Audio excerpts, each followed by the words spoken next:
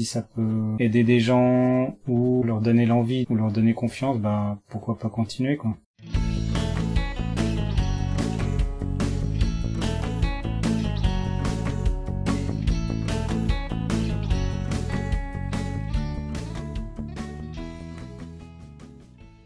Bonjour à toutes et tous.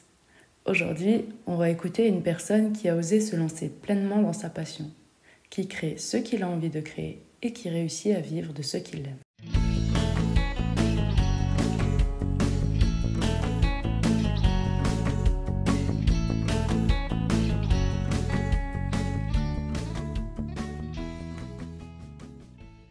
Le 12 novembre dernier, j'ai donc rencontré Jerry Houlvet dans son atelier, un lieu rempli d'objets en tout genre, allant de la vieille voiture à d'anciens panneaux ferroviaires, en passant par de minuscules montages électriques.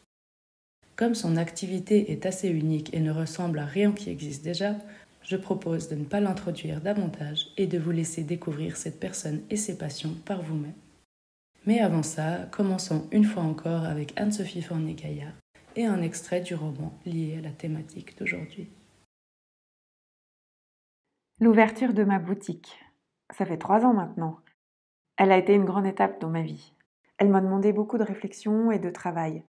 Ce n'était pas seulement peindre des murs en jaune et suspendre quelques habits vintage, tu l'auras remarqué. C'était créer une atmosphère et un concept. C'était dénicher des pièces originales, des matériaux de qualité et des vêtements qui durent dans le temps. C'était s'assurer de leurs histoires et les partager. C'était les réparer et en prendre soin. Mais c'était surtout une prise de risque. C'était me lancer dans un projet sans être certain de sa réception. C'était entreprendre une activité sans être sûr de pouvoir en vivre. C'était assumer des choix alternatifs et des commentaires plus ou moins encourageants. C'était me distancer de ce qu'on m'avait toujours suggéré. C'était m'affirmer dans ce que je voulais faire, proposer et transmettre. Mais jusque-là, ça allait, parce que j'étais passionnée et convaincue. C'est devenu plus compliqué après coup. Je m'appelle Jerry, j'ai grandi ici, je suis né en Inde, j'ai été adopté par une famille suisse et j'ai fait des études à la Vallée de Joux. Et à la fin de mes études, j'ai pas mal voyagé à vélo, puis après je suis revenu dans la région et puis j'ai continué à bricoler des trucs. Est-ce que tu bricolais déjà beaucoup avant ? Je pense que j'ai toujours bricolé depuis que je suis enfant, mais ça fait une bonne dizaine d'années que c'est un peu plus professionnellement non sérieux. J'ai été longtemps pas vraiment soutenu dans mes démarches, où j'ai eu vraiment beaucoup de difficultés avec les entreprises dans lesquelles je bossais. J'ai fait beaucoup de petits boulots et puis je trouvais pas ma place. Puis grâce à ça ou à cause de ça, ça a fait que j'ai eu envie de faire de la couture, un peu de forge, un peu d'électronique et je trouvais pas un métier qui reliait tout ça. Mais ça a mis du temps avant que j'aie un atelier. Comment t'en es venu à en faire une activité à part entière, à plein temps ? Au début, je l'ai montré à mes amis, mes proches, ou comme ça. Puis un jour, j'ai eu la chance de présenter un vélo qui fait de la barbe à papa dans un festival. Et puis ça a été un boom total où de festival en festival, on me demandait des dates. Je pensais pas qu'il y ait un tel engouement pour ce vélo. Mais c'est vrai que ce vélo-là, ça a un peu changé ma vie.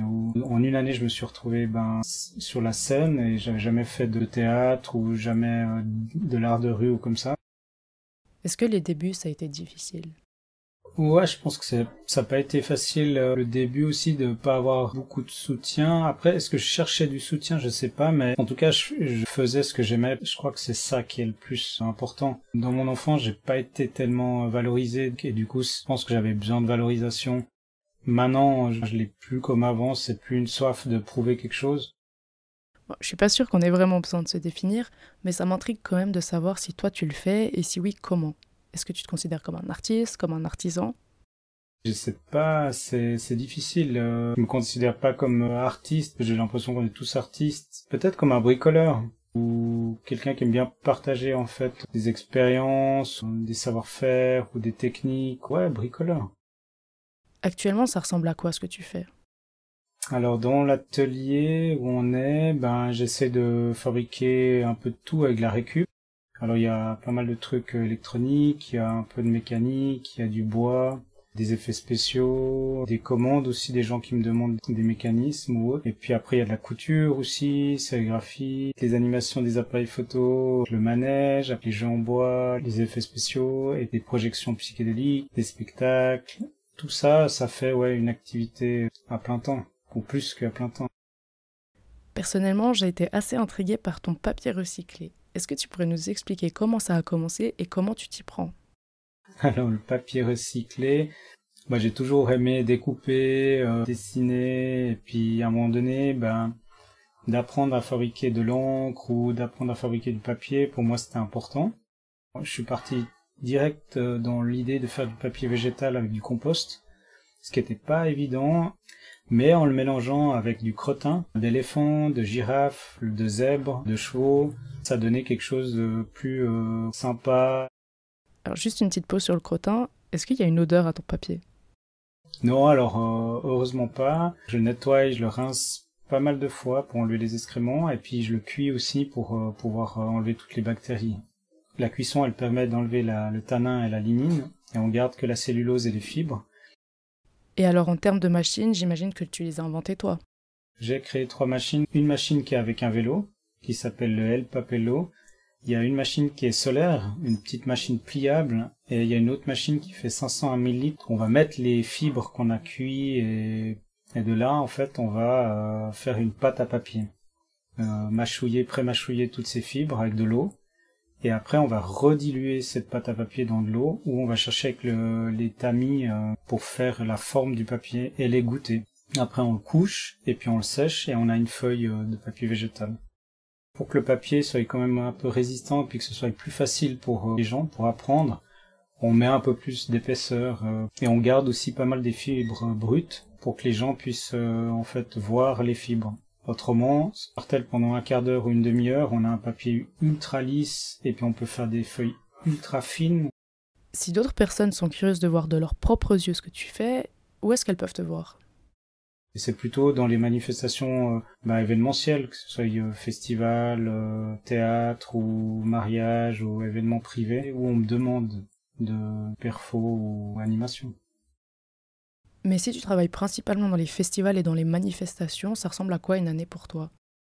Alors une année, elle commence des fois en mars jusqu'à décembre. Ça dépend en fait des festivals, des événements. On travaille souvent l'été. Ça arrive qu'on fasse entre 20 à 60 événements par été. L'hiver, c'est une période plus de rénovation de certains mécanismes ou machines, de création, et aussi de repos pour dessiner, inventer. Et comment est-ce qu'ils vont réagir les gens en général face à tes créations? Alors, il y a des publics qui aiment pas. La majorité aime bien. Si ça peut aider des gens ou leur donner l'envie ou leur donner confiance, pourquoi pas continuer, quoi. D'ailleurs, il me semble qu'il y a d'autres choses qui font plaisir aux gens. Est-ce que tu peux nous en dire un peu plus? Pour moi, c'est important que ce soit gratuit et participatif. Les gens, je sais qu'ils repartent avec quelque chose. Alors, pour les appareils photo, ils repartent avec leurs photos. Pour le vélo à barbe à papa ou le vélo qui fait du sorbet, ils repartent avec une boule de sorbet ou une barbe à papa. Pour le manège, l'astro-avion, ils repartent avec un brevet de pilote. Et du coup, chaque fois, il y a une expérience qu'on essaye de proposer. De tout ce qu'on vient d'entendre, ça a vraiment l'air d'être une activité qui fonctionne. Mais est-ce qu'il y aurait quelque chose qui te manquerait ou des choses qui sont plus difficiles à vivre? C'est la place. En Suisse, on a peu d'espace et ça coûte cher. Après aussi, tout ce qui est administratif. En Suisse, on n'a pas le statut de l'intermittence du spectacle. Du coup, on a peu d'aide.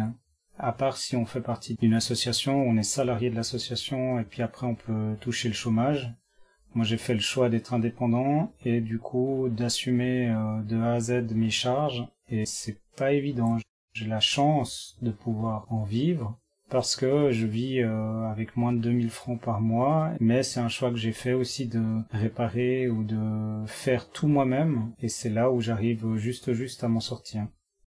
Et en termes de jugement, est-ce que ça a été ou c'est encore difficile de vivre de la manière que tu as choisie?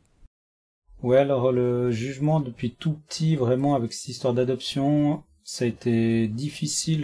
Puis après, j'ai joué avec ça, je pense. Quand j'étais ado, j'ai été très provocateur. Pour moi, c'était une question de m'affirmer, puis de pas faire comme les autres.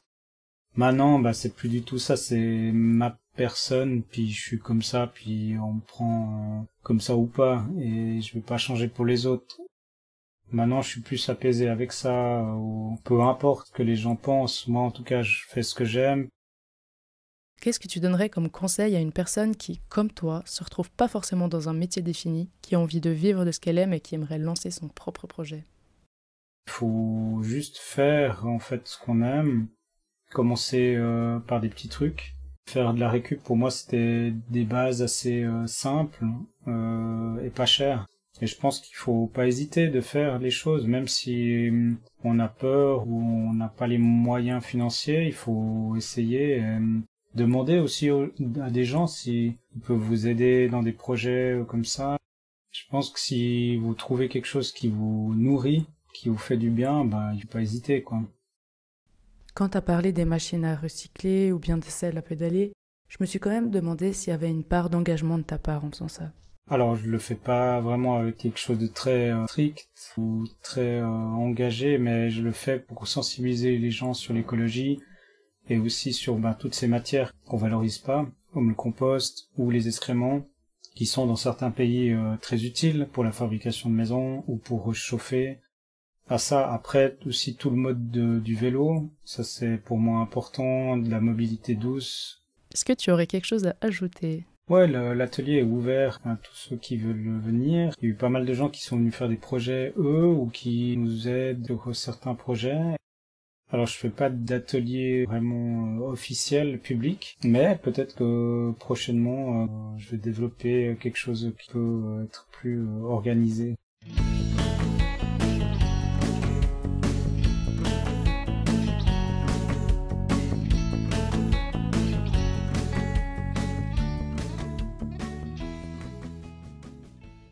Si vous avez apprécié le récit de Jerry, que vous aussi avez envie de vivre de vos créations ou que vous souhaitez inviter cet artiste pour un événement, n'hésitez pas à consulter son site internet que vous trouverez en description.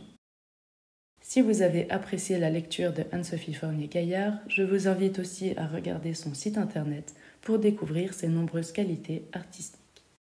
Enfin, si vous avez apprécié l'extrait que vous avez entendu ou le projet de manière générale, n'hésitez pas à jeter un coup d'œil sur mon site internet, mon Instagram ou mon Facebook, ou même qui sait, passer commande pour un format e-book ou imprimé, ou aussi le trouver en librairie. Toutes les adresses se trouvent sur la boutique de mon site. Sur ce, je vous dis à très vite pour la dernière interview qui sera avec Mélina Blanc, responsable de la formation à la main tendue veau.